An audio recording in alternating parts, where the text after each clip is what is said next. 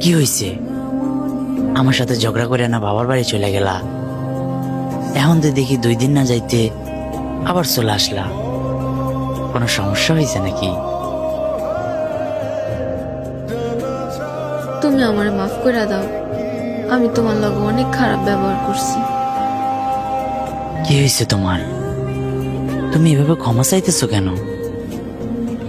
আমি হুদাই তোমার লগে ঝগড়া করতাম, যেখানে তোমার কোনো দোষ থাকতো না, সব দোষ আমার থাকতো। এটা জানার পরও তুমি কিছু কইতা না আমারে। আমি তোমার ভালোবাসাটা বুঝতে পারি নাই। আরে পাগল, তুমি এমন করতেছো কেন? তুমি তো নিজে ইচ্ছে করে চলে গেলে, আমি তো তোমাকে বের করে দিই নাই। এখন তুমি কান্না করতেছো কেন? কি হয়েছে তুমি আমাকে খুলে বলো। পৃথিবীতে যে মেয়েদের স্বামী ছাড়া আর কেউ আপন হয় না, সেটা আমি আমার বাবার বাড়িতে গিয়ে বুঝেছি।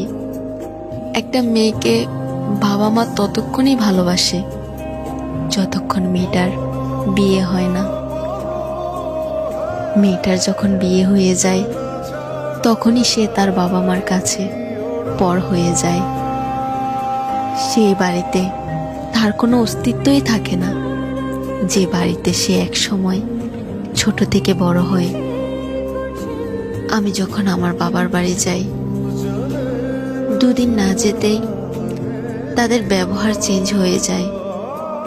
তারা বলে আমাকে নাকি খাওয়াতে তাদের কষ্ট হয়ে যায়। ওরা যখন শুনেছে